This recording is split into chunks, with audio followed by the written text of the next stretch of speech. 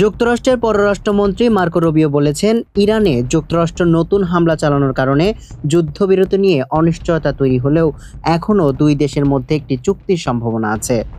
২৬ মে ভারতের জয়পুর সফরকালে রুবিও সাংবাদিকদের এমনটা বলেছেন।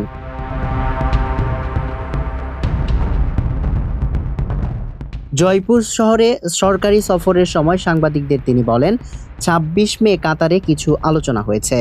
তাই তাদের মনে হয় প্রাথমিক নথির নির্দিষ্ট বিষয় নিয়ে দুই পক্ষের মধ্যে আলোচনা চলছে। তাই এটি চূড়ান্ত হতে কয়েকদিন সময় লাগতে পারে। তিনি আরও বলেন, প্রেসিডেন্ট ডোনাল্ড ট্রাম্প চুক্তি করার জন্য আগ্রহ প্রকাশ করেছে। তিনি হয় একটি ভালো চুক্তি করবেন, নয়তো কোনো চুক্তিই করবেন না।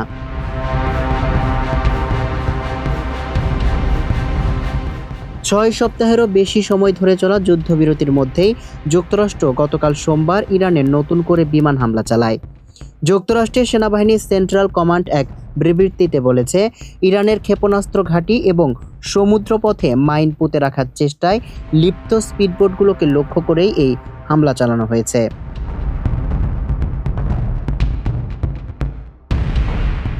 কয়েক মাস ধরে চলা সংঘাতের অবসান ঘটাতে নতুন দফায় আলোচনায় অংশ নেয়ার জন্য ইরানের শীর্ষ আলোচকরা কাতারের দোহায় পৌঁছানোর পরই এসব হামলা চালানো হয়। যুদ্ধকে কেন্দ্র করে বিশ্বের জ্বালানি রপ্তানির জন্য অত্যন্ত গুরুত্বপূর্ণ নৌপথ হরমুজ প্রণালী কার্যত অবরুদ্ধ করে রেখেছে ইরান। এ প্রসঙ্গে মার্কো রুবিও বলেন, হরমুজ প্রণালী অবশ্যই খোলা থাকতে হবে। তিনি আরও বলেন, একভাবে হোক বা অন্যভাবে এই নৌপথ খোলা থাকবেই। তাই এটি খোলা রাখা প্রয়োজন।